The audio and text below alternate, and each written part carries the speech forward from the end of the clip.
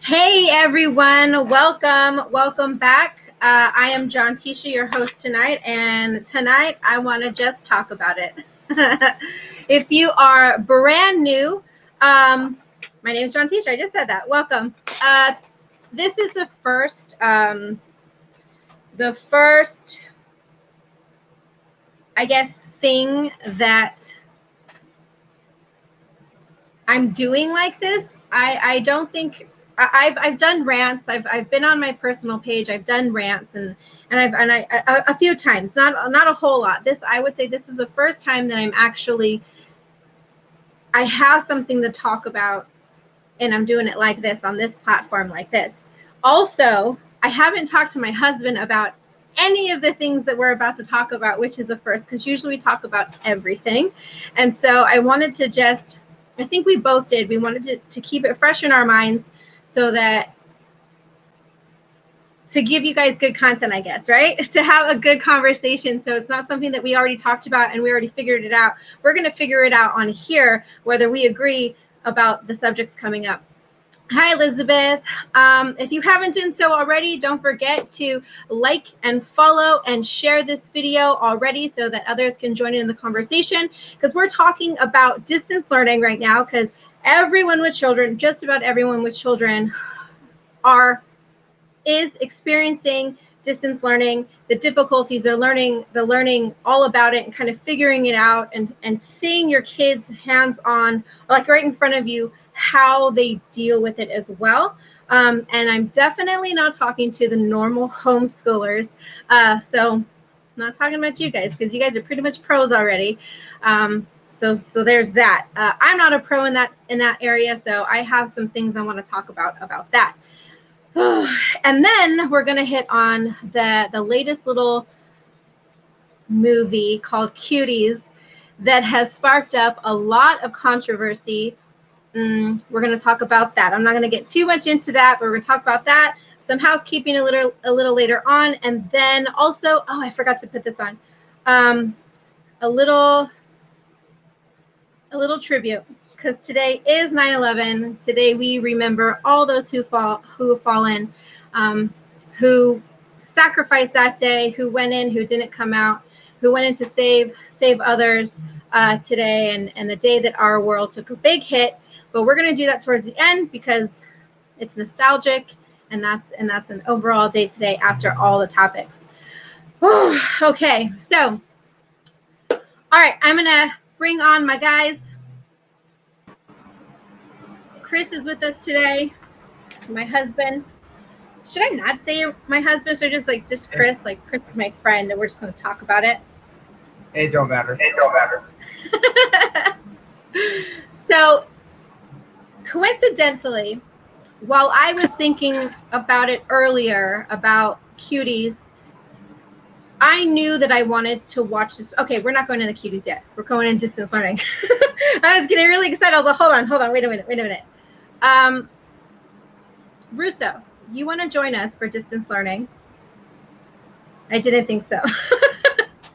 All right, we're going to touch on this for just a moment. So hang tight, and then I'll bring you in, because you don't have any kids. You got a puppy. All right. Distance learning, you guys. What? Did I get that wrong? Oh, a daughter, right? I'm so sorry. I remember now. My bad. Sorry, talking to him off stage. Distance learning. How many of you are distance learning right now? And how do you guys feel about it? I know that for me, we've got 4 at home. We have a 7-year-old, an 8-year-old, a 10-year-old, and a 14-year-old. My olders, we don't have too much of an issue with. They know they have responsibilities, and they're pretty good about getting their work done. They are still kids. They do still get distracted from time to time, or if maybe they're done with their work, they kind of mosey off this way, or they switch gears, or if they have a phone, they kind of get distracted. But our biggest, well, I guess mine, because babe, you're at home, you're at work when I'm at home. but he's who I talk to about it. I'm texting, this is what just happened, or oh my gosh, or this, and poor guy, he's at work all day getting these messages, and there's nothing you can do about it except for listen.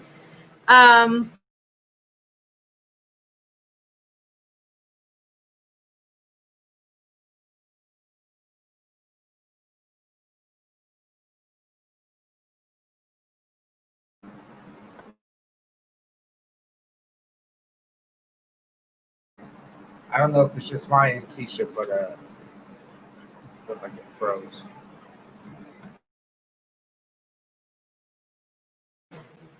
Oh, there we are. It lost connection for a second. Sorry. So, incidentally, my 7-year-old Elisha, he's in 2nd grade. He's very task oriented, and if you give him a task, if you give him a list, he does it, and he's quick to get it done because he knows that if he gets it done, then am I back, you guys? Yeah, we're good. In the comments, let us know. Give us a thumbs up if we're coming through clear or not. Yeah. I think we're good now. Are you seeing it on your end? Okay. So our 7-year-old Elisha, he's quick to get it done. He knows that if he gets it done immediately, then he has more time to play, and he's ready to go. Does he do it, the best all the time? No, but he does get it done. My 8-year-old, on the other hand, my phone my earbuds having all sorts of difficulties. Our 8-year-old Davian, though, is a whole other cup of tea. We had a virtual meeting with the principal today. My Davian is Davian. I describe him as like he's his own cup of tea. Like he's what's the word? When it's like only a custom. He's in a custom flavor. Like you have to get used to that. He's not for everyone, but he's the sweetest, loving, most loving boy there is. But he's Davian. And when he doesn't want to do something, there's nothing you can do to change his mind. Chris can attest to this. I'm not exaggerating. I'm so serious. What's your take on our kids, babe? You're muted. They're all very different, and because they have different personalities and strong points, I would say a few of them are excelling in this homeschooling. One of them not so much, but it's a different style of learning, and it's been, I'll just put it's been rough. I know not necessarily for me, but I know what goes on, and I have to come home and help. It has not been the easiest to adapt to this change. So we'll leave it at that. And Solange, to answer your question, no, it's not just at school. It's not just at home. He's the same at school and at home. He's just as stubborn at school as he is at home. I think obviously the difference is that we're his parents, and it's a different relationship with us and him than it is teacher or peers and him. He's the kid that will stand up for his friend who's getting bullied, or if he sees something wrong or whatever, he'll stand up for that person against the bully. And let's say a scuffle happened or whatever, and someone got in trouble, he would take the rap for everyone.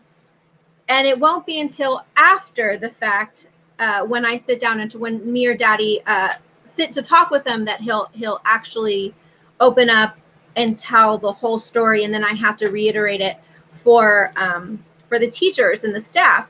But he's that kid. He's also the kid that would probably walk by you and kind of nudge you in your back because he doesn't like you. or you're not getting along with him because you just don't like something about him, or he's a little rough around the edges.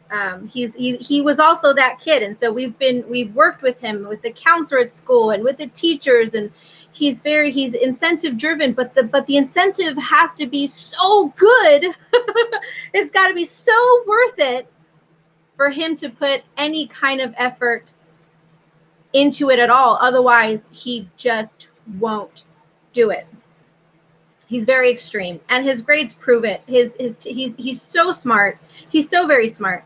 In his grades last year, his scores were either excellent, like up here, like 4s and 5s, which are like the best or highest grades, or ones like in their test scores, or like 1s and 2s. And so there's no middle. He's very smart, but it just depended. It was dependent upon how he felt that day. 1s and 2s, he just wasn't into it that day. And 4s, he was all right. Yeah, I'm gonna do it today, and I'm gonna excel at it. And then that's it. There's nothing past that.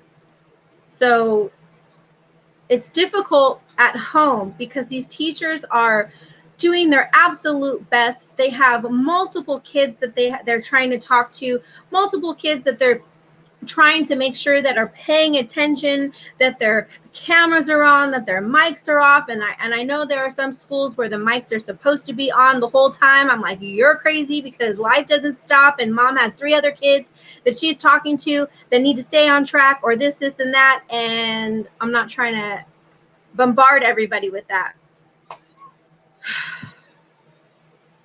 And it's not the kid's fault. Life is what it is. And we can't discipline him all day long on top of everything else. And I can't be super mad at the teachers because they're trying, and he's not the easiest kid. His teacher said today, I've never encountered this before. I was like, I'm sorry, but I warned you. But I trust her. She was my daughter's teacher. So what do you do?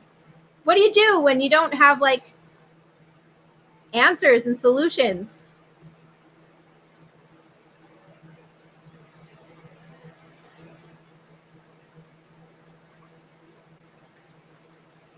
Elizabeth says, my 13-year-old is awesome at home, but put him in school or on the bus, and of course Chromebook is his downfall. He will skip lessons and just mess around on the computer instead of doing what he's supposed to. Yeah,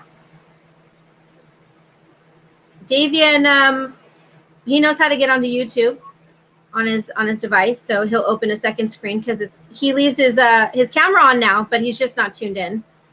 He'll do some of the lessons that are in other programs that he's familiar with, but he won't do other ones because he doesn't like the program, which I get. So someone like me, I like programs like that, and it's easy for me, but Davian's not that guy.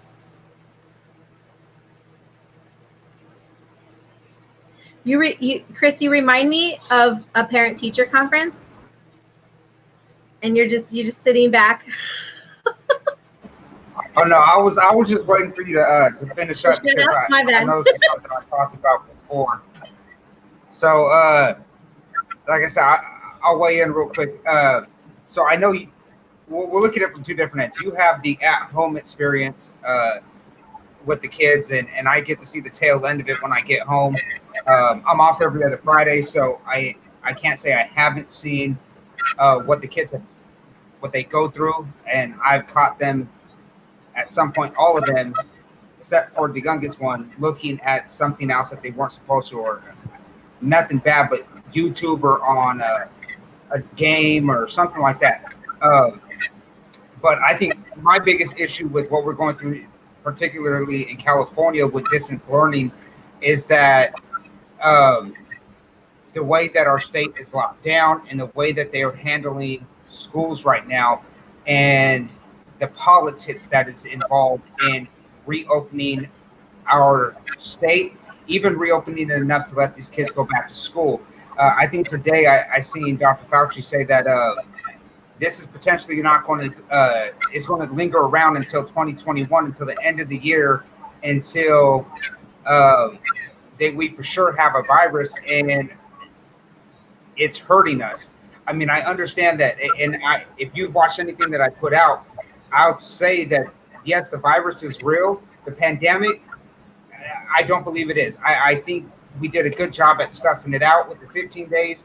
We did another 30 days, and now we're 6 months down the road, and there's been so many inconsistencies with testing.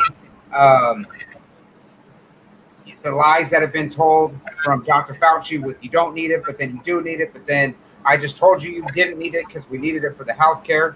And the biggest one, Nancy Pelosi. Nancy Pelosi going into the salon. This is why you have the fight that the people disagreeing that or I shouldn't say. This is why we see the disagreements between the mask and not wearing it and wearing it and opening back up the state. When you see somebody like Nancy Pelosi, this high-ranking figure, disobey the laws, I'm to the point where, okay, then if you can do that and you're going to place blame on somebody else, open back up the schools. I don't care if you open back up Applebee's or Hooters or AMC, open back up the schools. I mean, you can leave all the rest of that shut down. Open back up the schools. It's been statistically proven that kids under 18 years of age are not hit near. I mean, almost 0%. You may have had one or two deaths. I know they're going to tell you. If you listen to the media, we're trying to protect our teachers. Well, let's look at the age range of the teachers. Let's see how what if they're healthy, if they're in their 20s, 30s, or 40s, depending on the age group that they're teaching. Let's get these teachers back in school. I personally know teachers that want to get back to school to be with their students to teach them. The most important thing is we have kids that need to get back into school. We're talking about how we're worried about people, especially the big thing is always the minority community. Well, reality is minority kids, they depend on high school for sports and organizations to help get them into college. These people are hurting us. So that I think my biggest gripe is because I don't have the experience that you have, Jonteshia, because I'm not home all the time. Mine's on the back end of seeing what the effect that it has on them in the future. What this year, I mean, we only kind of been 6 months into it, 3 months at the end of last year. What were we, a couple months? I don't know, I can't even say it, but maybe a couple months into it. But if this goes on, my point is if this goes on till 2021 and we stay in this, there's going to be a lot of kids that are hurt. And I'm not so much worried about the younger ones because kids are resilient. I mean, people are resilient, period, unless you tell them they're not and it gets in their mind. But kids are super resilient. Kids will bounce back. Kids can break bones and they grow up and you never even know they broke their bone because they heal. They get over stuff like this. We can get them back on track. It's the teenagers. It's the ones like our oldest, that's a freshman that in high school that, if we go 2 years down the road, he's missing out on a lot. My biggest thing, they're not even my kids. It's the seniors, the juniors and seniors that are going into it. What about those kids? And we're stuck in a political battle. I know some may disagree with that, but it's hard to look at what's going on in the news and the constant bickering back and forth. And that's where my issue is with this whole distance learning. And it doesn't work for every kid. Our kids really need to get back into school and they need that social aspect. So I'll pass it back over to you, Jonteshia. Jonteshia. That's funny. So Anshiz, how do you feel about mass gathering in the form of protests being allowed when schools and everyone's businesses are closed and going under? Russo, would you like to join? He said. I don't know if he said yes or no, but I put him on anyway. Sure. That one sounds like fun. Yes. Exactly what this says, and then you've got the news coming out about Sturgis, which I'm not a fan of that we had Sturgis, but if you're going to allow one thing, and they talk about how terrible Sturgis was based on how many billions of dollars they're tying based on the COVID cases, which is under like 280, but they did this weird mathematical formula. I would love to see that exact same mathematical formula in the form of somehow the tracing the protests. Problem is you can't trace the protests because they've actually made it unconstitutional to ask people when they're doing contact tracing in some states if they went to the protests. And then you look at the most important thing, which is, in my opinion, based on a lot of what you guys are even saying, is getting kids back to school. So ultimately, end the protests, because 7% of them are violent and 100% of them increase the actual spread of COVID. And let's actually have the kids go back to school, because this is ridiculous. Okay, that's it. I mean, because even if, I mean, there are, so I had this thought last year when right before at the end of the school year, going into the summer, and having discussions about what we were going to do going into the new school year. And I know that we had multiple different phases at first, and then the science changed, right? Everything changed, and then they changed it to a couple different models, and then ultimately landed with two. Is you were either in the hybrid reintroduction to school, or you were online 100%. Yeah. I personally didn't like having a yes or no choice. I kind of wanted something somewhere in the middle. But in that, as a parent having these choices, I also thought, well, couldn't teachers have the same choice though? If there were teachers who wanted to be on campus full time, why can't they be on campus full time? And the teachers who wanted to teach online, why can't they teach online? For some reason, this was a big issue.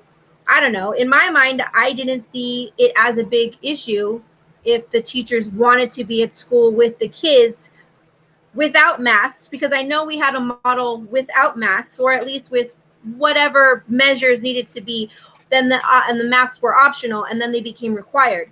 But when it was optional, I didn't see the problem with giving teachers who wanted to be there physically with the kids, who were not afraid, who were willing to take that risk, to do that with the kids, because their kids were also there as well, going back and forth from home. And the parents having the option of either being home only or coming to school, right? But everybody seemed to have a real big issue about that. And then there were some teachers, which, don't get me wrong, I'm not getting on the teachers about anything, because I support teachers 100%, because that work is difficult, and I'm not cut out to be an elementary school teacher. At least at home I'm not, but I try my best. Some teachers had an issue with that as well. But I don't see the problem with having the choice and letting people choosing to do those things. I don't know. That's just me. So I usually don't talk too much about what I do for work, but now that you've kind of been talking about this, it got me thinking about what I do for work. So I'm an instructor. I teach equipment 5 days a week, Monday through Friday, from pretty much 7 to 3:30. We have 800 operators that are on site, and I'm responsible for 13 pieces of equipment. I do all their recertifications. So since this has started, and I think when I look at the teachers and what they're dealing with, I'm 33 years old. Everybody that I deal with and I have to train ranges from 18 and up. I mean, to retirement age. We have people that come in that are hitting their 70s, early 70s, and they're still out there working. When I look at what I have to go through, because I'm an essential worker and I have to make sure people are able to move what we move for my job, and I'll give you a brief example because I can't talk about it too much, but we do help with FEMA and the fires that are going on. We call it the fire mission. So we do send out supplies. If I'm still working and I take the precautions, and whether I choose to wear a mask or not wear a mask, and I'll be the first one to tell you, unless I've been told a couple times, I've been asked if I can wear the mask. I choose not to wear the mask. Personal choice. If I get sick, it's on me. 6 months down the road, I'm blessed. I thank God I haven't been sick, but that is a personal choice. But I go to work every day, and when I hear some people complaining about how they shouldn't have to put their life at risk, to me, it's a little disheartening. And I feel like some people are being lazy, because I go to work every day, and we have troops, we have soldiers to support, and we have to make sure that they get the material that they need.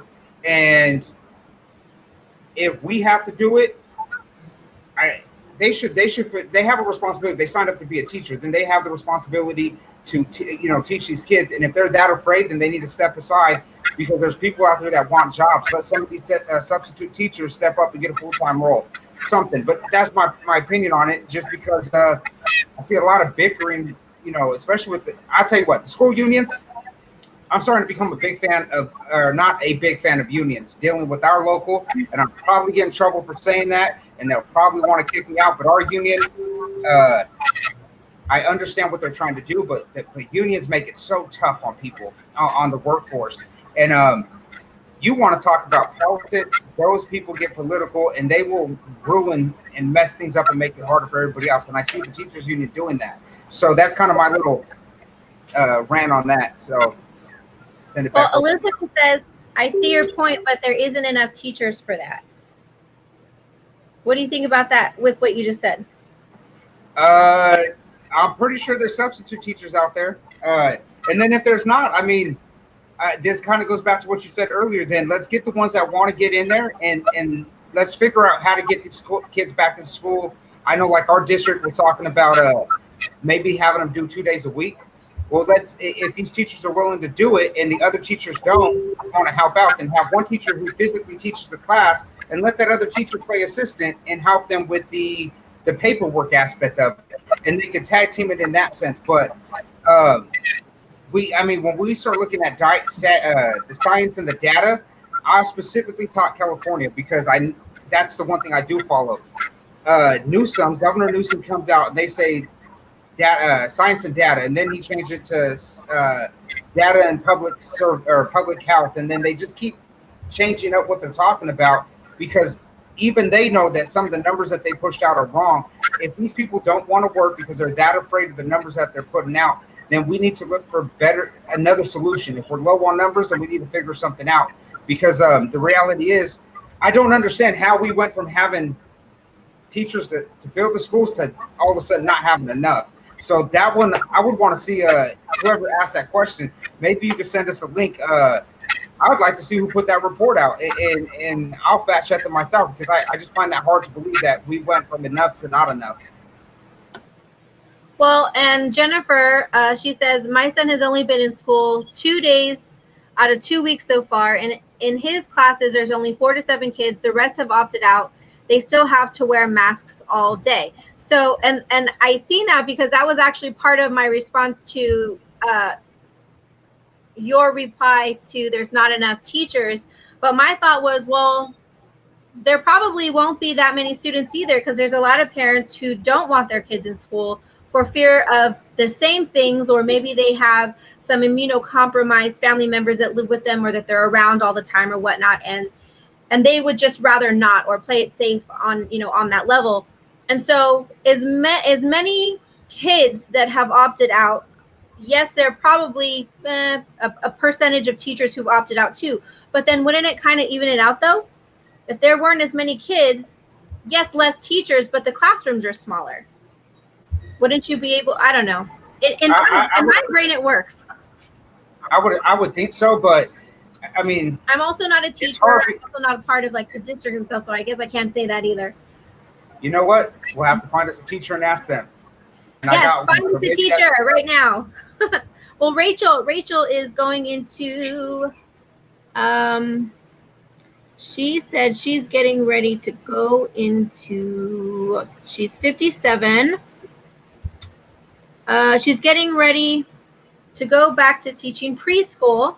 She'll be so sad seeing the kids wear masks. And she's 57, but she wants to be in class. And where are you from, Rachel? Because it's different in each state, each county, city, all the above. I think this is a great opportunity. I don't think kids should be allowed, parents should be allowed to take their kids out of school right now, and they should have the choice for the purposes of them. Which if the parent is immunocompromised or they've got something cool, for the teachers, I mean, kind of what Chris said. At the same time, there are some teachers that maybe don't have. This is one of those times if you have weight problems or if you've had heart issues, like this is a tough time to say, yeah, I want to jump back into the fray when you know it's dangerous. A lot of teachers also smoke, and they don't let anybody know they smoke. So there's a lot of danger to it. But ultimately, we have to find those teachers that this is a great opportunity for teachers that are willing. Right. Also young teachers, because right now there's a statistic last week that is factual based off of that CDC report that the fatalities for anybody 24 and under, so this includes kids, this includes students, and this includes young teachers, the mortality rate is 36 times greater if to die from a car accident. So you're 36 times less likely to die from COVID if you're 24 and under than you are from a car accident in the same period of time. So there's opportunity. We, instead of saying, well, unfortunately that 44-year-old teacher, they don't want to go back. Let's look at what it does for the kids. Kids need to be in school.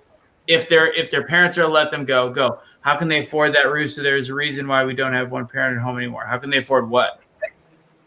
What'd I say? For parents to keep the kids at home. Oh, I prefer to not keep the kids at home, and that's what I'm saying. To have the opportunity for kids to go. That's actually what I talk about all the time when I say this. We're assuming that every parent can stay at home or have a teacher at home or have iPads or have internet. Absolutely. We're forgetting about anybody that's middle class, underprivileged, doesn't have that same opportunity. And I also think taking away that opportunity, a kid needs to learn in person.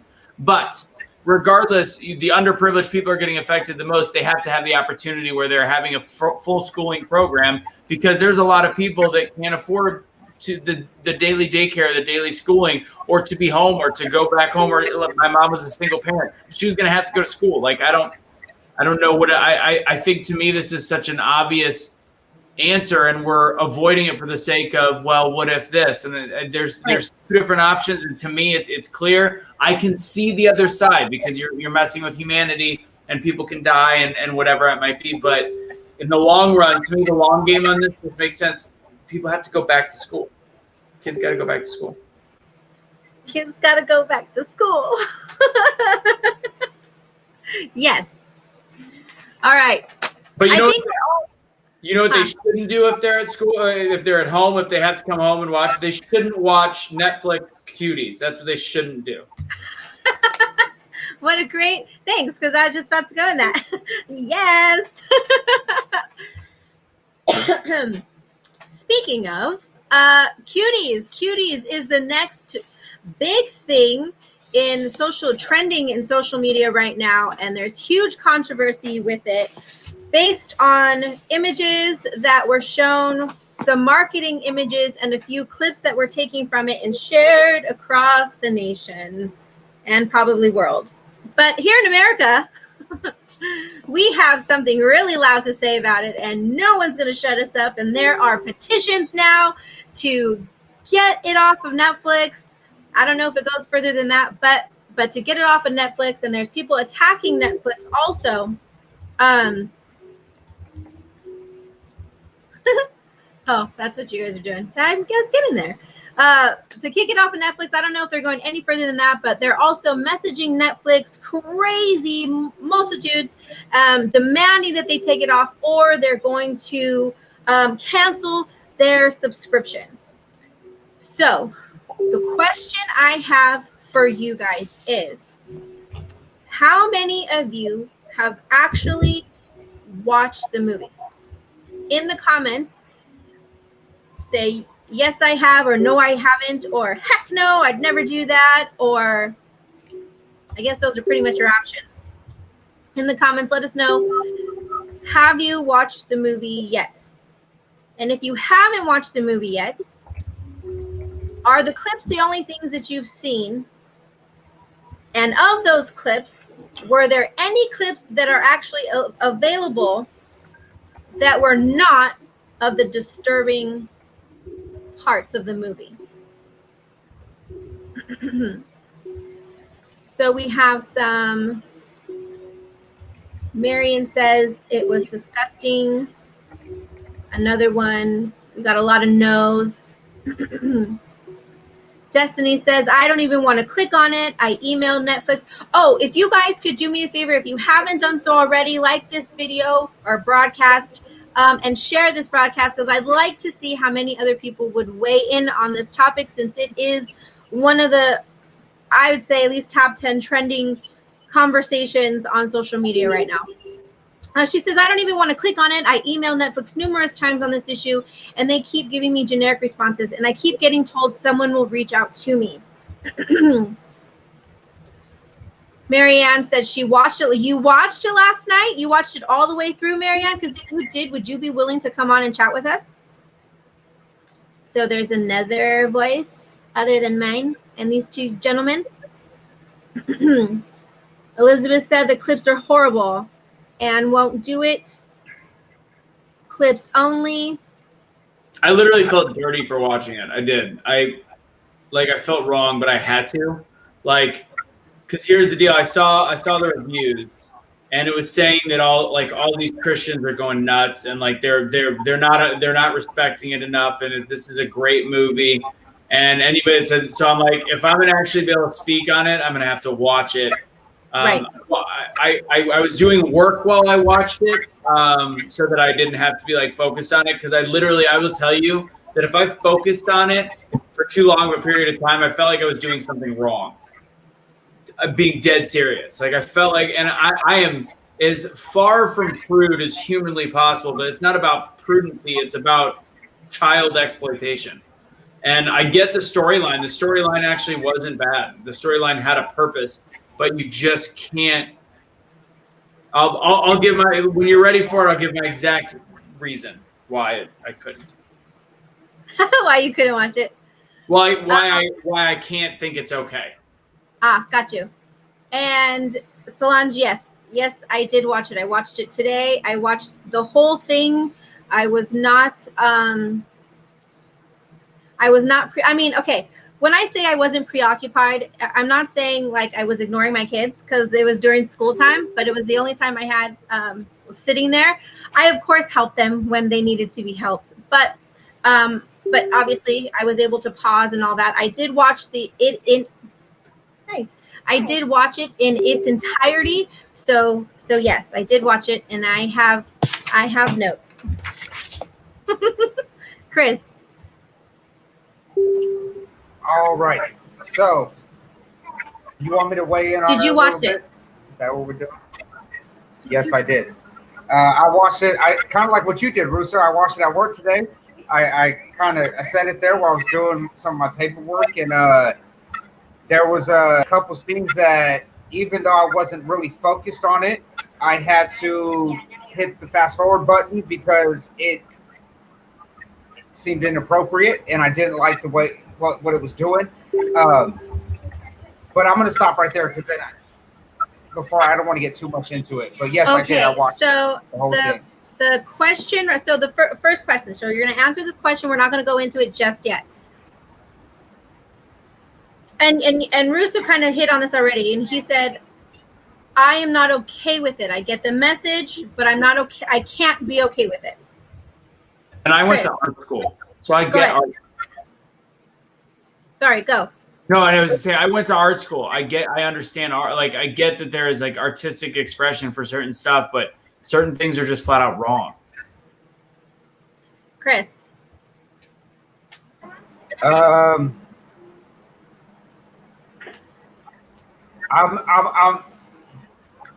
There was parts in it that were wrong, and so when I had talked to Jonteshia earlier, I told her it left, when I finished the movie and it was done, it left me feeling a little in the middle, because the storyline was good. There were some things that I think you can pull from it that are positive, or that are, I won't say positive, but like a learning lesson, because it does have some cultural things that go to it. Then there's some scenes in there that it was just a little too much. But then the other thing, like I was talking to Jonteshia about, is then we got to keep in mind it's a French film. I don't know who the audience was meant for, but I feel like they're kind of taking a shot at American culture. And then again, after I looked at it, I said, and I thought about some of the things that the girls did, maybe what we started here in America with social media and the things that we're putting out, we affect the world. So maybe it's not just us, it's everywhere. So it left me feeling like part of me wants to say it was a good movie. And the other part of me, there's just some scenes in there that are I think they could have dimmed it down a little bit or cut it out, and you still would have had the same effect. And I think if they would have done that, people would have walked away saying that that's a really good movie, even maybe a movie that you can show your daughter to show, because there's some things in there that they can learn from. Yeah, I'm up in the air with it. The word I would use, Chris, is gratuitous. It was gratuitous. There was scenes like the first scene where the girl was dancing when she was like doing the laundry. I already had preconceived notions of what the movie was going to be, and immediately when I saw that, I was like, nope, this is terrible. And then I'm like, take a step back, like take a second and start over. If that was one of the scenes, if some of the fighting scenes and like dumbing down the dancing, there was a lot of potential to actually have a point, because even her realization of what she was becoming and doing was powerful. But it was covered up by the fact that I know that there is however many pedophiles there are in the country, every single one of them are getting a Netflix subscription to watch this movie. And that is my issue. My issue is knowing what it can be used for is dangerous, and knowing that it entered a level that was so.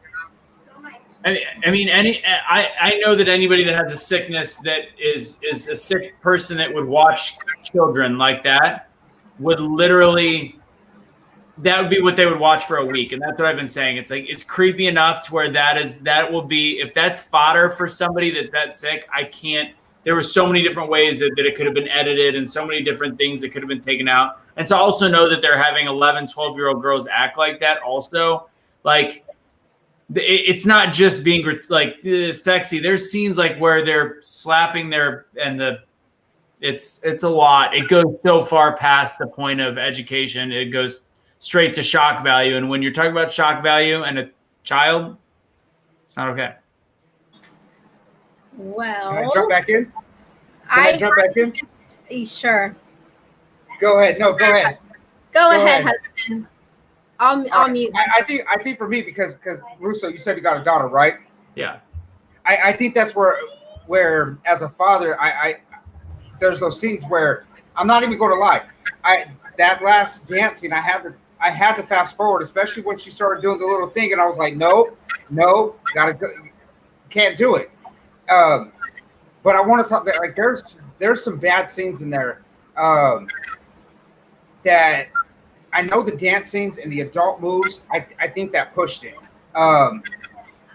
There's some other scenes in there, like where they were at the laser tag and there was a creepy old dude that kind of, and there's like this moment. So what I'm getting to with this is that on one hand, the reason why I want to say it's a good movie, I feel like the reason why some of us struggle with it is because there is this big sense of reality in there.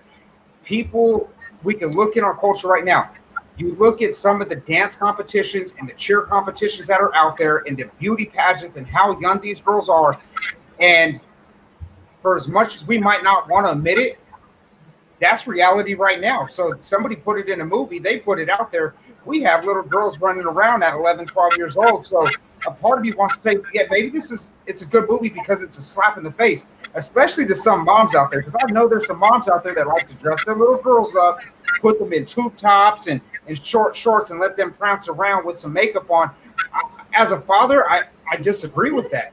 And the attention that it brings to these little girls is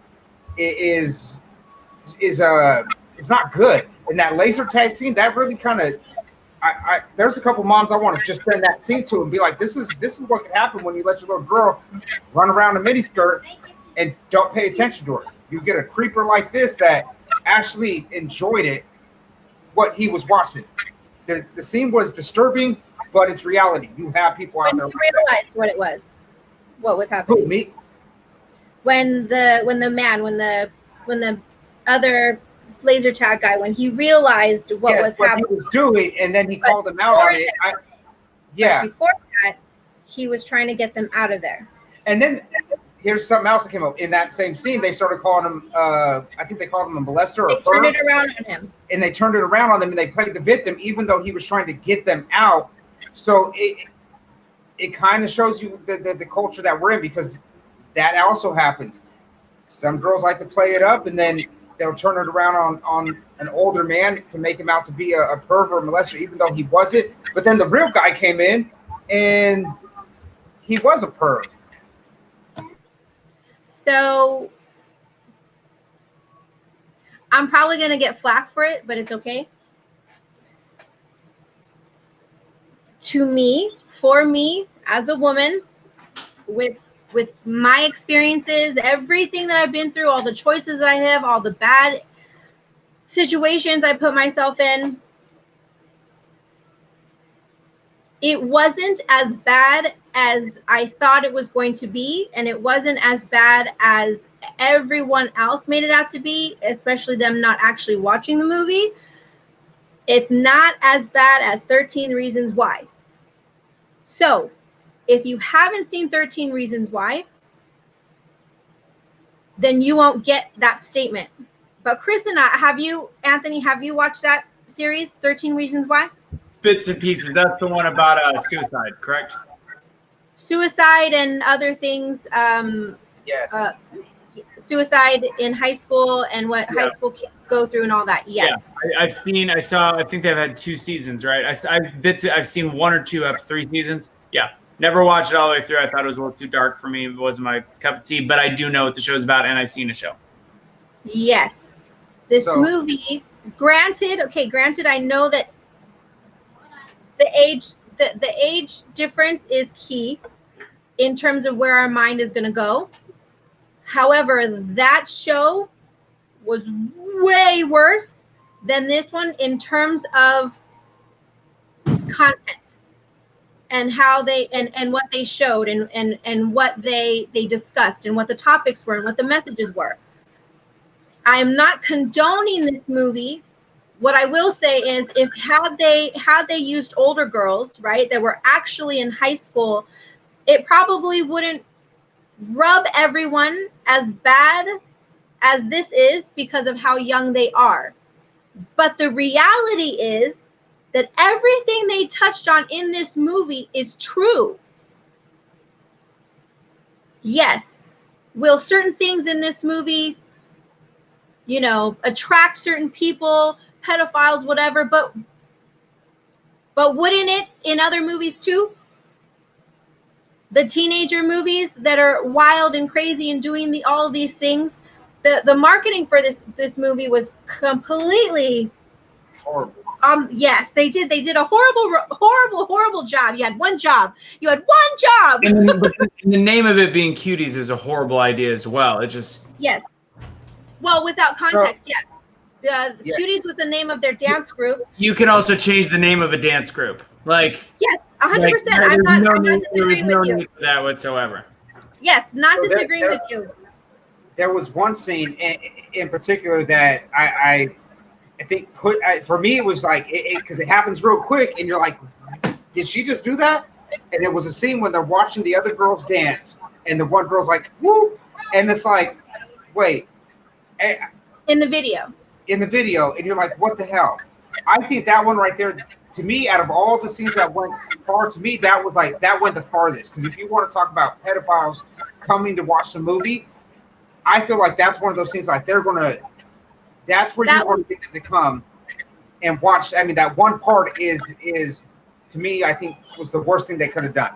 That wasn't the main characters though. No, I know, but I'm saying, but that right there, I think is where I mean, the dancing already crossed the line, but that kind of really pushed it over. That to me, that was. Well, I mean, they have these little girls in the movie. They have yes. Her watching. Her name is Ami. They have her watching music videos, and you're gonna tell me that it's pushing the line with just that when they have all these women in bikinis and dropping it like it's hot in a movie in a music video. I'm getting you. I feel like you're about to have a domestic dispute, and with that, I'm gonna let you guys go. No, you guys. I'm gonna go. You guys are awesome. Keep having the chat, and remember, Chris, happy wife, happy life. So right.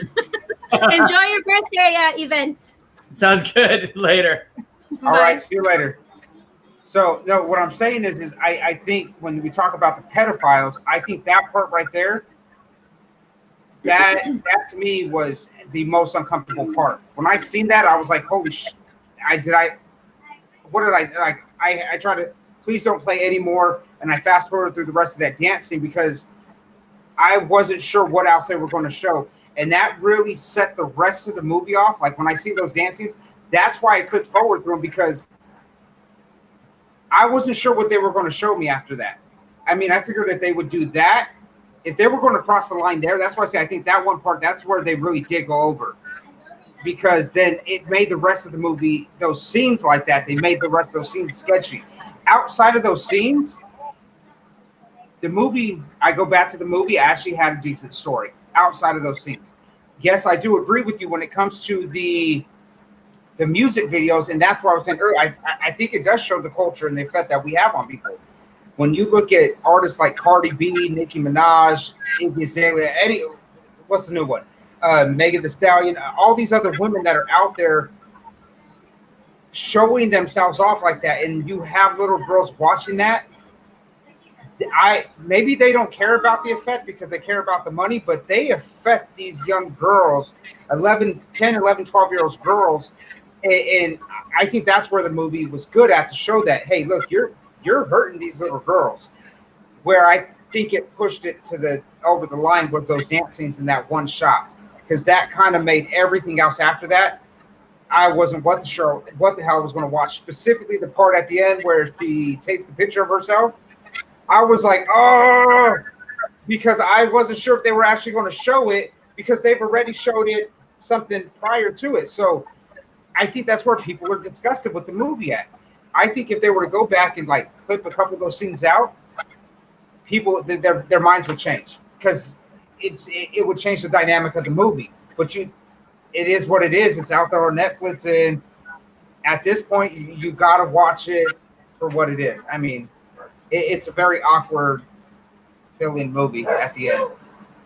Well, I think so. Solange asked, what was the rating on that one? I thought it was for mature audiences on Netflix. I haven't actually seen the actual rating, but I believe someone said it was mature audiences. I didn't even look at that when I went to go watch it. I just watched it because I was determined to find out what actually was happening. And I went into the movie guarded. I went into the movie expecting to see something. And I don't know. For me, I felt like there was more story than there was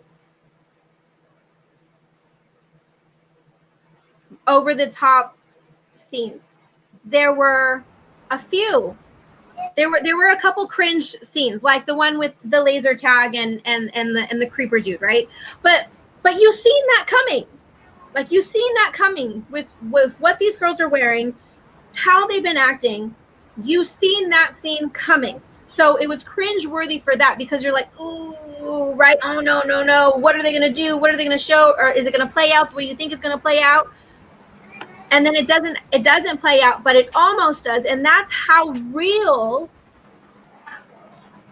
those scenes are, because that shit, excuse my language, but that shit really happens like that.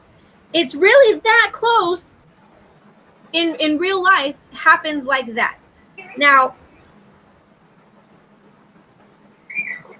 April says no child should ever be in a mature film. Well, I mean, there were kids in The Exorcist. There were kids in a whole bunch of other movies. And is it right? No, it's not right.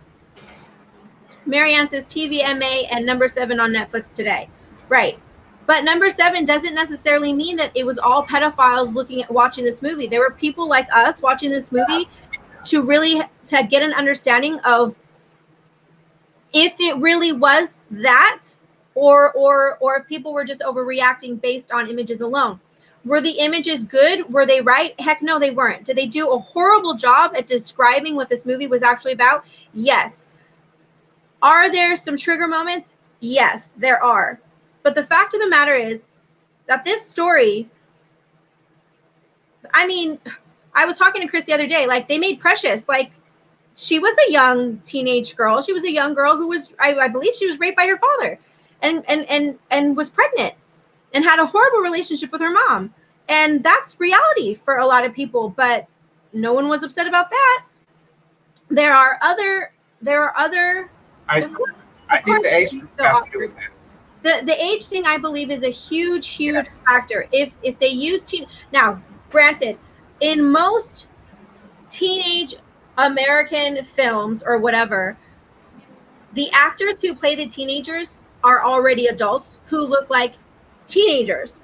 So in our minds, if we already understand that when we're watching these movies, we can separate the fact that it's a movie and we're watching it for XYZ. Did it make me feel awkward watching it? Of course. Of course.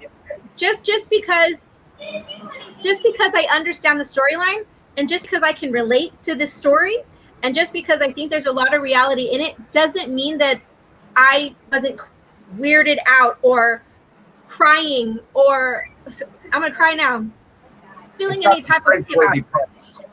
Huh?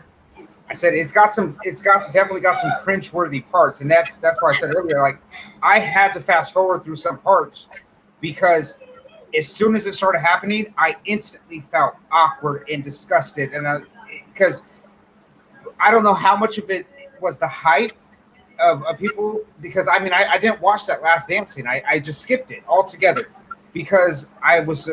Then you missed a really good. Then you missed a really good realization.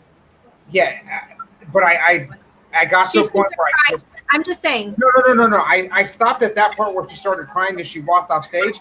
But that's why I say I think the story has potential. It's just they're so caught up in these few, and it's really, to me, it's just there's a few scenes, and then the rest of it is, I mean, let's go. I want to take a step back real quick to what you were saying about how we our actors and actresses here in America. I think when we're talking about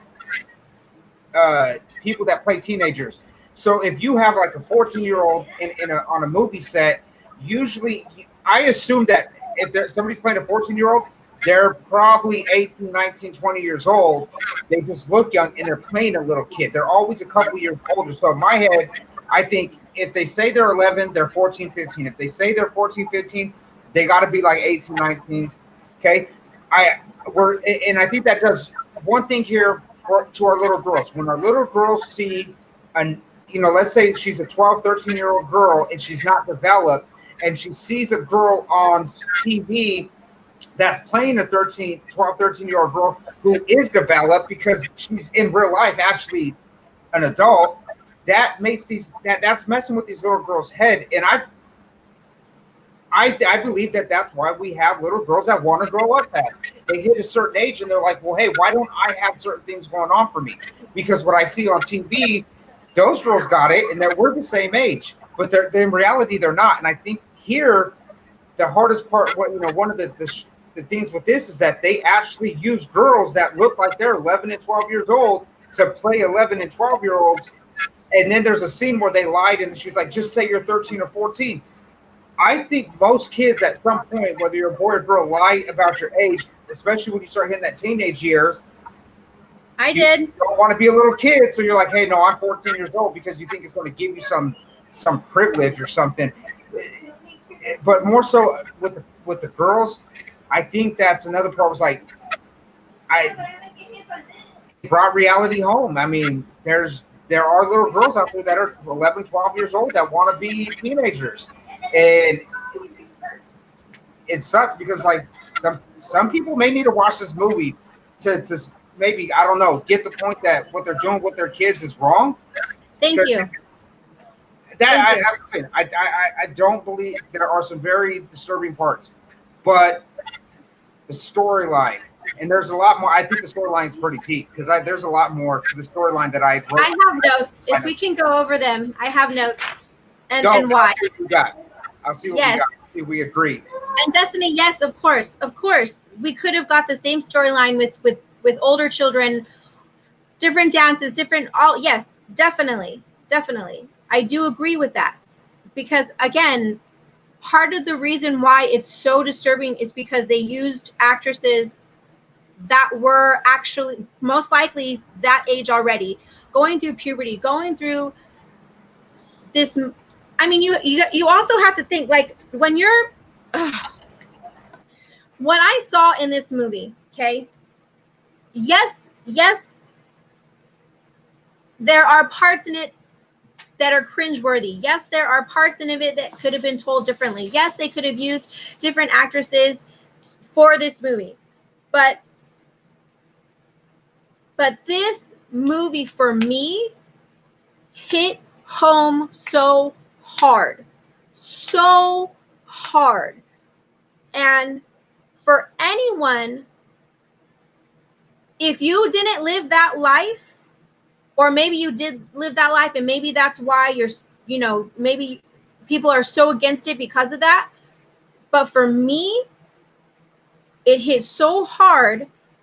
It made me cry, but I related to it so much, not because I lived their lives or but I understood. Like, I understood. Did I do those things that they were doing, or reasons why or whatever? No, but I did some of those things for other reasons.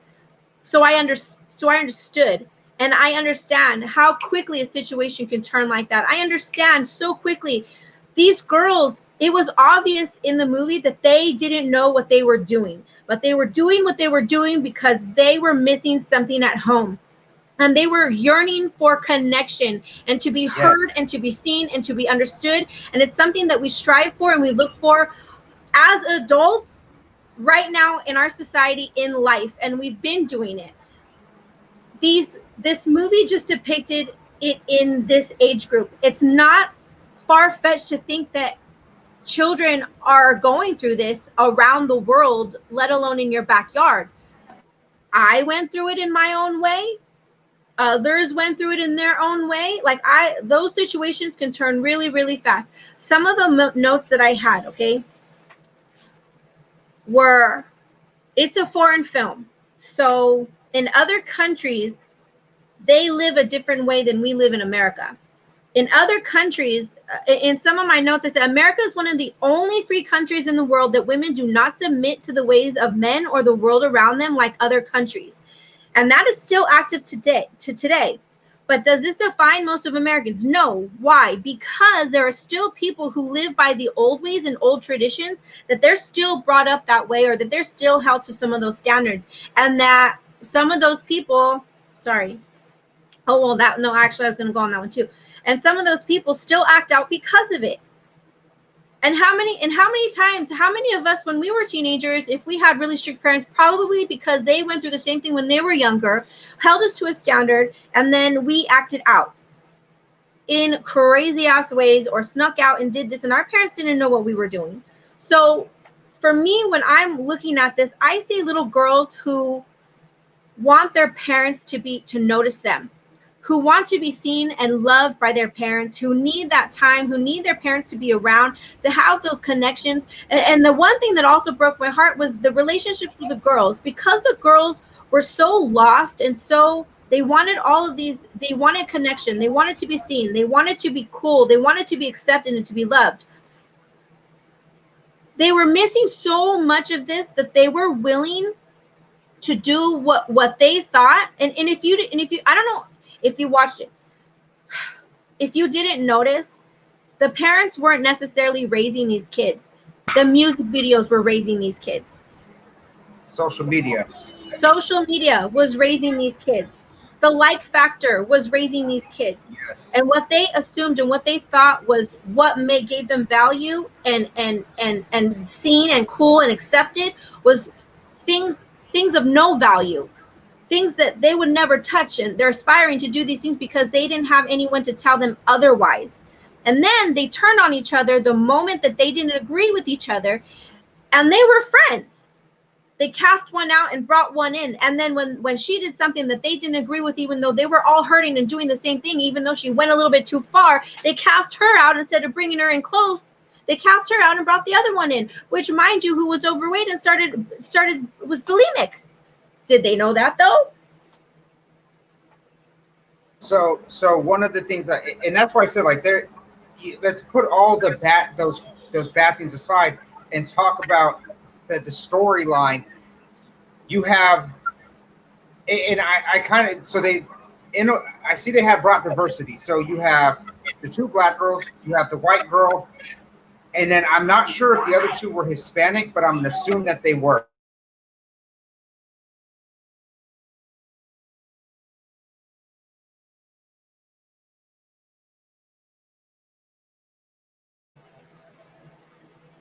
Are we back? Can you guys see me?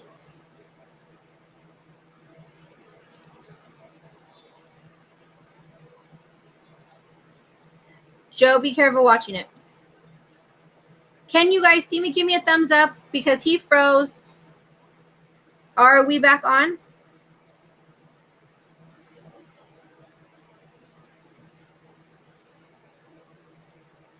Chris isn't? Okay, he's still frozen on the back. All right, so he's going to come. He's going to fix his service or whatever. Boy, drop your Wi-Fi. He's going to fix his service and come back on. Excuse me. Are we good? We're good to go? Okay. So, like I was saying, anyways, so also, okay, now these families that we're watching, right? These are all families that the parents are working. There's no one home. Sorry, I put my phone down.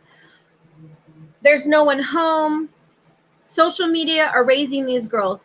I remember, okay, I remember doing things for attention. I remember when I was young, I remember drinking. I remember going to parties. I remember doing things a certain way. Did I dress crazy? No, I didn't dress crazy, but I pushed it a little. I pushed the envelope. I showed a little midriff.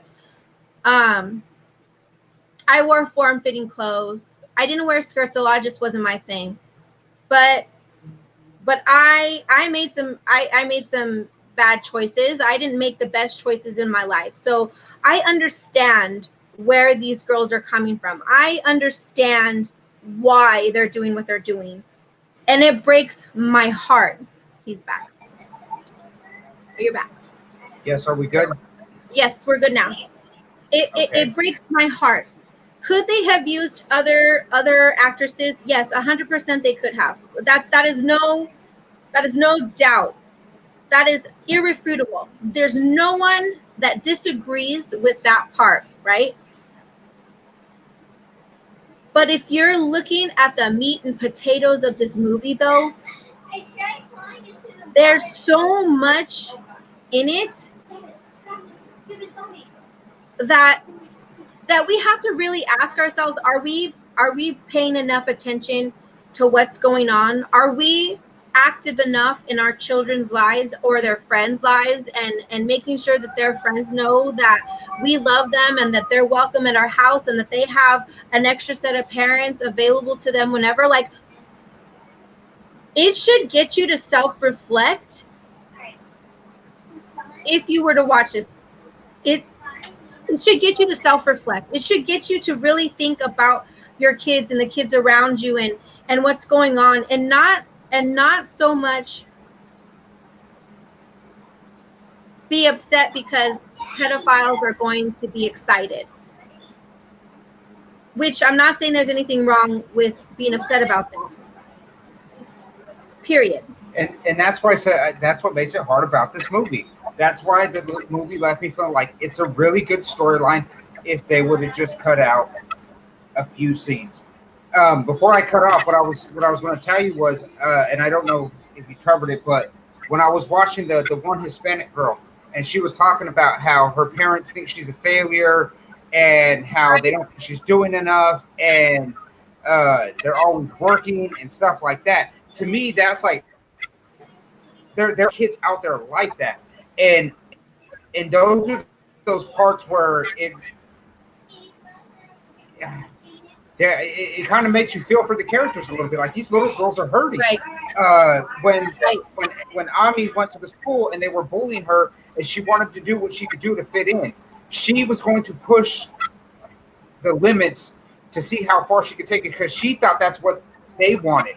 She thought that's because the other girls were pushing the limit, and she went above and beyond because they did. And it made I usually don't feel bad like during movies, and I know me and you talk about this. I'm not the most emotional person when it comes to like movies, and now if it's a UFC fight, I'm different. But movies, I'm like, very few movies have made me feel like touched my heart. And I'm like, when I was watching, I was like, I feel bad for these little kids, for these little girls, because their home lives, and they, like I said, they only really show you 3. The other girl, the chunkier one, her mom looked like she was just kind of catering to her, and kind of had the appearance of like she's always dressing up, and maybe more of a friend than she was her mom. And I think in that aspect, those are realities that kids go through. I think they did a good job in that sense of the storyline with showing you what these young girls are, what they have to live with, and what they have to, and what's introduced to their life. Right. So some of the notes that I wrote down, old traditions was one of them. Old traditions that the family has. So Ami, so what I wrote down, seems like Ami's father is gone. I thought he was passed away at first, but he's not. He's just not there right now. And the mother is sad. So she's missing the connection of both her mother and father, because her mother is sad because the father's gone. What we find out later is that this man is off somewhere, I don't know, meeting another wife or something. No, so what you have, and this is another thing that I liked about the storyline, what you have is you're getting to see a young girl in, I'm going to take it in France. I don't remember where the movie was at, but let's say that's where, since it's a French film. So you see a young Black Muslim girl in France, and this is her battling between the culture of her, of where she lives, and her family tradition, but not just family tradition, but also her religious, the religion that comes with it. So she's got Islam. It looks to be like some family tradition going on, because the mom looked like she had some cards out, and like some tarot cards on the bed, and then society. No. So Ami cut out. She cut out things. It was a family portrait. She drew a family portrait, cut it out, and put it in a heart on her mother's bed. But because her mother was so, her mom is sad because the dad is gone. The dad is gone because he's marrying a second wife, and because of their religion and because of their traditions or whatever. I must have missed that part. Yeah. So, but either way, the point of that scene though is but what you're missing though is that she made that for her mom, and her mom came in and dismissed it. Yeah. On the bed.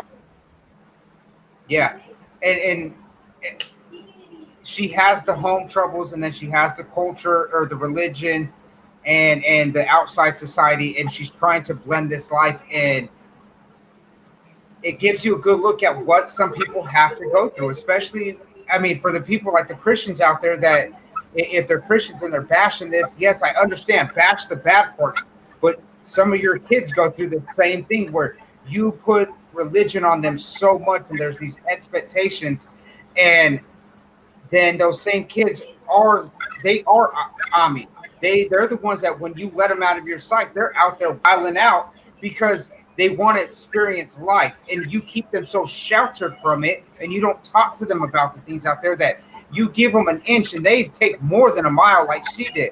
And that's what I picked up from from her as being the main character, she had a lot of struggles that she had to go through. Right. And I think also one of the things with Ami's relationship with her mom, not only so there's like, again, there's so much meat and potatoes to this whole entire thing. Not only do you have religion and traditions and expectations, but also you have a girl who is a loner, who is also the oldest in her family with just her two younger brothers and one of, I want to say, yeah, younger brothers, and the youngest one is still an infant.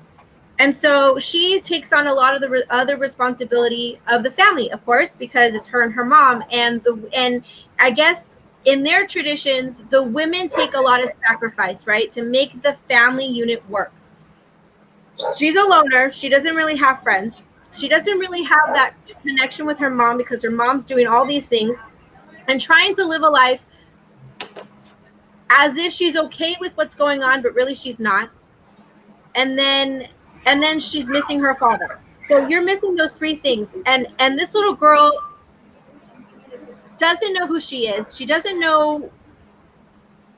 She's watching her mom go through this and be sad. She witnessed her mom. She was under the bed. She witnessed her mom, heard her mom on the phone, and the older auntie forced her to call people and to tell them that her husband is taking a second wife, and that she's happy for him, and that she hopes that God blesses their marriage and they're fruitful and has many children, so that she could save face. So that what the auntie said was, so that people don't see you differently, right? So that you could show up before anybody has anything to say. And then after the auntie left, the mom sat on the bed and she started crying, and Ami is under the bed hearing all of this. And then I'm pretty sure, because it's what it sounded like the mom began to hit herself. And this is because that mom feels worthless. She feels useless. She feels unwanted. She feels rejected. She feels all of these things, and she's forced to save face in front of everyone and in front of her daughter. And her daughter is seeing this. What is this telling her daughter? Not only do we have religion, not only do we have cultural traditions, but now we have a daughter who's looking at her mom, basically living and giving her the message that you don't really matter, because this is what it is, and this is what you're supposed to be doing. Her mom feels worthless. Her mom feels rejected. How is she going to feel watching this? So where is she going to look for? She's going to look for the closest place, and the closest next place is the little Latina girl washing the clothes in the apartment laundry room, because her parents are off working all day long, and it's just her and her brother at home. So she has no choice but to have the responsibilities and make sure that house is clean and make sure that those clothes are done and washed. And the only thing that's raising her is social media. And if social media, all the people that she's seen and all the dancers and all the whoever, they have crop tops and little booty shorts, walking around like they're the thing. They're getting this false confidence, this is who I am. This is who she sees, and this is who she's trying to connect to, because she doesn't feel that way. She sees these girls who are confident, who look like they have it together, who look like they have it all, that they know everything, but they really don't. Instead of the other people who maybe have a little bit more stable life. These are the people, because they're the loudest.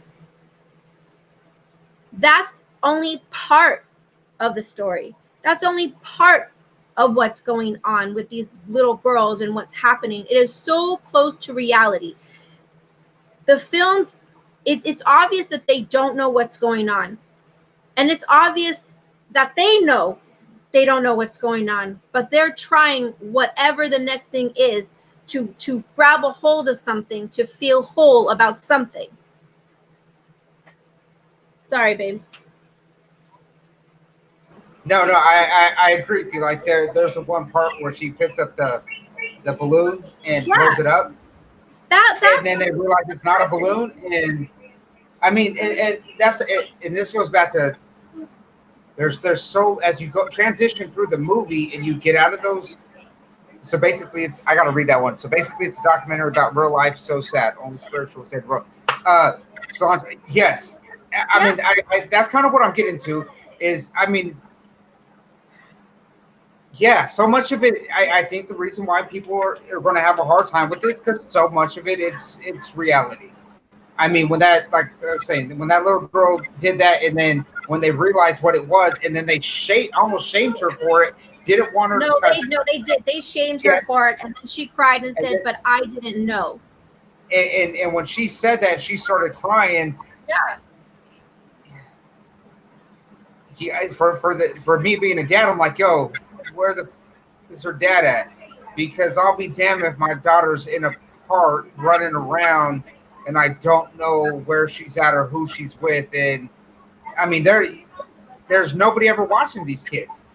And you can see that in several things because even Ami's got her brother and the baby, and she's walking them, to the store or wherever they're going, and you can tell that they're not being monitored. I think the big thing from the movie, what I took was when I was writing, like, okay, well, I know what's bad. I know what I did not like about the movie, but I was trying to find what did I like, and this is why I say I have a hard time with it. When you Tisha, I do this a lot. I'm like, what do I'm like dislikes, but then there was a lot of good parts of the story where I'm like, it shows lack of parenting, lack of accountability towards your kids, and that's the stuff that happens. And for people to say, not look at this like, oh, those dance scenes aren't reality. No, those dance scenes, there are competitions right now in the U.S. where they dress their kids up, and you got some dude sitting on the other, or maybe a lady, whoever it is, sitting on the desk, looking at these little girls while they do their routines or do whatever it is they're doing.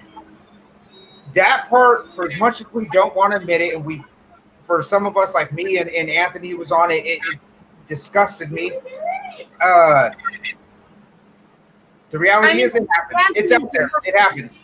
The dance scenes were cringe-worthy, 100%. Nobody, and then that's for anybody who's joining us right now. Like, we're not saying that there were no scenes. Yeah, we're not saying that this it's totally fine and it's okay. So we're not saying that. What we're saying is, yes, there are cringe-worthy moments.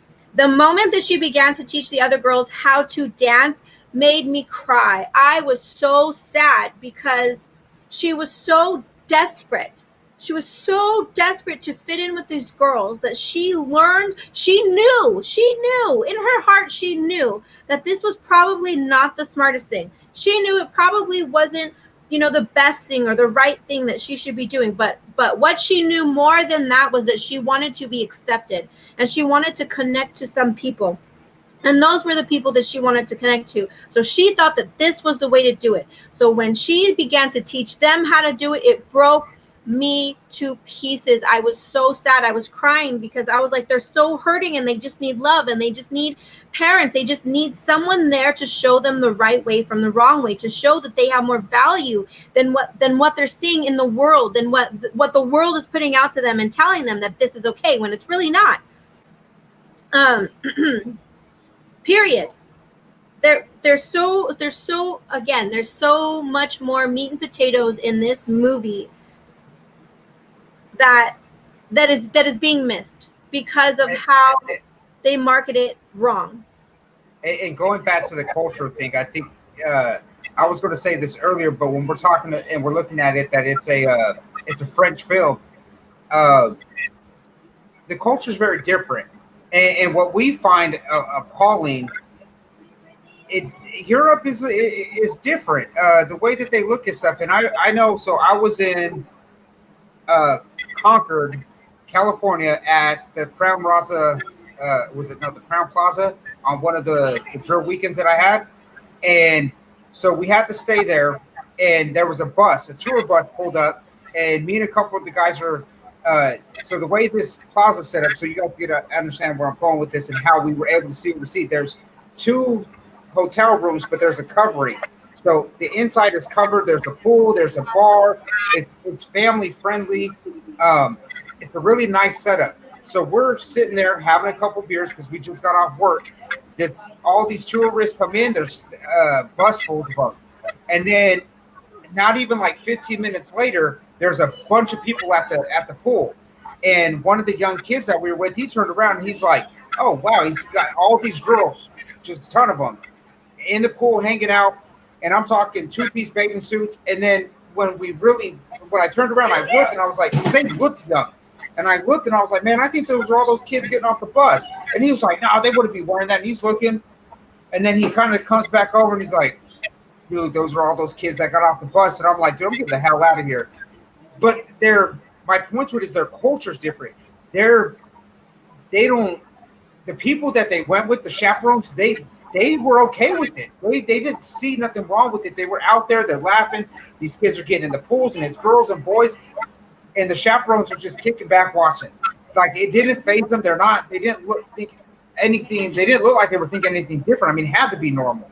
And so my point to that is that as Americans, there are some things that I think we disagree with. Like, I don't like to see all the music videos, whether it's a male rapper or female rapper, and the way they depict women, and whether you want to say that they go after majority women of color or whatever, the way they depict women in general, I don't think is good for our society.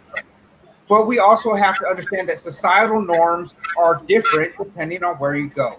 Here, that's our societal norm right now, is girls out there twerking. In Europe or wherever these kids were from at that hotel, their societal norm was that type of bathing suit wear was acceptable. And if we look at this film from France, still don't agree with some of the stuff they put on, but that's also not our societal norm. They might think it's perfectly okay over there because they might see it differently than us, and they might not watch the video like we would have people watch the video over here. And because pedophilia is a big thing right now, it's trending, it's in the news, everybody's talking about it. What is it, Pizzagate and all this other crazy stuff? Right. Because it's fresh on our minds, I think that's where we can't help but just shake our heads at it. It wasn't a movie for us. It wasn't even in our language. So well, I still disagree with the parts. I have to say that. Still disagree with the dance part. Yes. I just want to keep making sure you're right. I reiterate that. And I had to fast forward through that last, those scenes, especially that last one. I skipped straight to the end of the dance scene. It definitely, and the thing also with that is that in that last scene, the audience didn't know what they were in for either, and the audience actually booed them because they were like, what the hell are we watching? These are little girls dancing like this. And then Ami actually had a moment, and she stopped dancing and she cried and she ran off the stage. So there are big realizations, and there are, again, so much in this movie to take and to really understand what these girls are going through and what they live and what society, even in America, what children go through and what they see at school. Like, there was a scene where the girls had their phone at school, and I don't know what they were looking at, but it sounded like nude pictures. There was peer pressure. They were growing up too fast. They were talking about things that they shouldn't be talking about, and talking about things that they overheard someone else talking about, or they were talking with another group of kids talking about. Those are not, that's reality. Like, that's real. Like, that actually happens now in America with our kids, even when I was younger. I'm 37 now, and that's still real. And it's maybe I don't know how much more it is, but I know my kids come home sometimes, and when school was in talking about something, and I'm like, where did you hear that from? Hold on. And we have to be really mindful as parents. And I'm going to reiterate it again multiple times throughout this broadcast, because don't get our words twisted. We do not agree with the cringe. There are cringe-worthy scenes in this movie. There's not a whole lot of them, in my opinion. There's not a whole lot of them, but there are some, and some of them are like watching a car crash about to happen. Like, you're like, ooh, like cringe-worthy. They don't all turn out the way that you think. But the whole of the story, the whole of the message, there's a lot there. And it does look like reality. And it brought back a lot of memories. It really, I related to it a lot. So now that we talked about that, what is it? I want to end with this real quick. So I know I started with it, but the movie, I hate to, they have some good parts in it. Disagree with it. It really makes me think about my daughter and the things that she's watching and the influence that it has on her. But if Netflix ever does hear this, hey, Netflix, check this out. I think you'll save yourself a lot of flack. Just ask them to cut those couple of those dance scenes out, and then at the end, maybe show a little bit of the dance scene, but mostly the people's faces that disagreed with them, like you said, because I didn't watch it. I'm talking like maybe a small fraction, like when it starts, and then just go to the appalled faces where they're like, ugh, and then finish with her crying. Cut majority of that out, and you have an amazing movie. I think you would have a great movie that people can really learn from and see what little girls have to go through in the society that's outright that we have nowadays. And that kind of wraps up my segment. Before you go, because it is 9/11. Before you go, give your 10-second thought or message or whatever for 9/11. Oh man. All right. So I don't know. Was that too quick of a gear shift? No. I mean, I guess I could go. I could talk about it. So I know for me on 9/11, I know for me I was a sophomore in high school. I know when they hit the first tower, I was just waking up. I got up early that day. By the time I hit they hit the second tower, I was about to be on my way to school, and I remember my mom was crying. My grandpa came over. He wanted to make sure we were okay. I don't know why, because I even thought it was weird back then, because I'm like, well, we're not in New York, so why would we not be okay? And his thought was, we're going to war. And he looked at me and he was like, you better be ready. And I was still a sophomore, so I figured I got a couple more years. And then just to watch, I mean, I know there's a conspiracy theorists out there. There's people that'll say, we did it ourselves or whatnot. At the end of the day, regardless of what you believe, people died. People really died. And if you don't want to believe that people died falling from those towers or getting crushed from those towers, then believe that Americans died fighting for something they believed in. Whether you believe that we should have been there or we shouldn't have been, or we were protecting oil or we weren't, it doesn't matter. People fought for this country. They fought for something that we believed in. And I wish that we could have that unity that we had then, that we had in 2001. I mean, for what, a good 10 years. I mean, if Bush did anything good, united we stand, divided we fall. When people talk about racism and all the other bullshit that's going on, and I never go with the cussing, my bad. Nah, it's all bullshit, man. When they talk about us not being united, for the first time, I think people stop thinking about race and color and if you want to say the narrative changed, the people that had to worry in our country were no longer black. They were no longer white or Hispanic. The people that were getting attacked in our country at the time was anybody that looked Middle Eastern, or they knew that were Muslim. They were the ones getting attacked. But after we got past that, hold on just a second.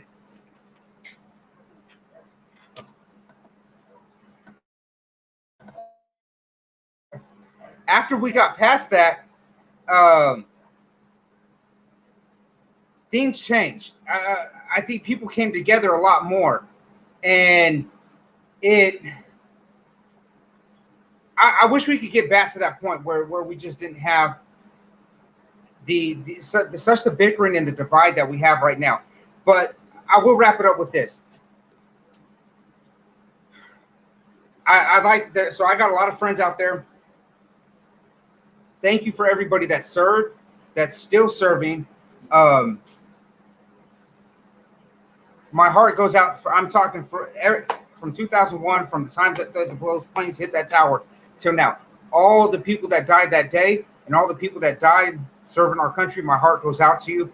All you families still dealing with it, stay strong. Be proud of what your soldier, Marine, sailor, or airman did. Regardless of what people think, they sacrificed their life for this country, and they went out fighting for something they believe in. And a lot of people, they might not, we all join for different reasons, but I think many of us that leave or retire, we all believe in this country. I know myself personally, I didn't join to go to because I wanted to go to war. I was talked into it. Was told it would better my life and I would get some perks out of it. I re-enlisted because I wound up getting a sense of reality. I wound up seeing 26 states out of the country that I've traveled out of, and I got to see so much, and it opened my eyes to how beautiful America is and the diversity that we have. Because my life only consists of California, and I mean I have family in Colorado, but I didn't see too much more than that. And we're blessed, and yes, we have a lot of things that we can still work through and get over, but we got it better than a lot of people. And I stayed in because I believe that this is the best country in the world, and we can't destroy it. We can't let it be destroyed. And a lot of people that ended or that get out, we truly do love this nation. And it's not because we have a political party. It's not because we're Democrat or Republican. It's because we realize that there's more to this country than what people are seeing and what they're being taught. And there's no feeling like when you're going through something and you come together with people from all over the nation and you bond together as a team, as brothers and sisters, and color goes out the window. I'm not going to say that there's not some issues in the military. There might be. You might get a couple people that discriminate, but the military has it's gave me friends of all races and all colors, and I've been blessed to do it. So before I get off, to all my friends out there, I'm going to call some of them out by names: Navarro, Lawson, Fox Wilson. Oh man, there's a lot, but those are some of the people that come off. All my guys at the 7-Eleven Transportation Company, the 238, the 645th out in Las Vegas. I love you guys. You guys keep doing what you're doing. I know it can be rough, but you guys stay in there. My friend Angel, she's a champ. She just got back from overseas. And I love all you guys. And the biggest one is my friend Rosner. Rest in peace to him. He was a good dude. I love that dude. He had some really hard times, took his life. But I miss him. He was my friend. And yeah, I'll leave it at that. So thank everybody, and God bless. And I love you guys. Thank you. I love you. Oh, one more. I can't, because they don't get enough credit. The federal employees, the people that work for the Department of Defense, the people that work at the defense depots, like the Defense Logistics Agency, the people that make meals for the troops, the people that provide our troops the supplies that they need, the contractors that provide it. If it wasn't for you guys performing the duties that you do as either federal contractors or as federal employees in providing the civil service in that aspect, you guys are just as important as those military personnel that are out there, because I know for those of you that are shipping parts out or shipping food out or creating these things, they need you more than you think. They can't survive if they don't get the necessary material that they get. So I don't think you guys get enough credit. I know you guys don't get enough credit because I've worked with many of you. So this day is just as much your day as it is those service members, because if it wasn't for you, we wouldn't have been able to do what we did in any of the wars, because they are really, and I know I might be taking some credit away from the military, but those civil servants, they're really the backbone. Those people that protect, supply the warfighter, they're really the backbone, because without them, you got a ship dead in the sea. You got a sailor that can't fly, or an airman that can't fly. Sailors too, because they fly. If you don't know that, you got Marines and soldiers that are on the ground that can't move forward. So thank you guys too. I appreciate everything that you guys do and the efforts that you guys put into it. And I will leave it with that. Thanks, babe. I'm gonna go ahead and pass this back over to you. All right. What a show. Didn't think it was going to go this long, but it did. So thank you to everyone who has stuck it out this long. Thank you guys for your love and your support. Thank you guys for talking and asking some really great questions and engaging in this conversation. So again, just to reiterate, don't get our words twisted. There are some cringe-worthy scenes in Cuties. There are. And they probably could do without some of them. But there are some really good meat and potatoes in this movie, some really great lessons, and a really strong message for parents and for our youth. If you were to watch it for that reason specifically, I would recommend to watch it, period. And then the other thing, what was... Oh yes, housekeeping. So for those of you who watch Serenity Now, I believe I'm going to keep it on Wednesdays, but the time is changing. It's going to be more in the evenings because right now I have to dedicate the daytime, the school hours, to the kids. And as you heard, if any of you heard or when you watch the replay of this, school time for us, digital learning for us, is a little bit difficult with one of my children, and so I want to make sure that that my focus isn't divided between this and that. So I will be moving Serenity Now. I believe I'm going to keep it on Wednesdays for the evening time, probably around this time, which is about 6 p.m. Pacific time on Wednesdays, and I will send out reminders. So, but just to give you a heads up on that. Thank you, everyone, for sticking around. We love you. We appreciate you. And I don't know if it's over here. I don't know if you noticed, but it's Let's Talk About It. Hopefully that name sticks. If it does, then this is a new show. Let's talk about it. When certain things come up, we're going to talk about it. And I hope you guys join us. Until next time, see you soon.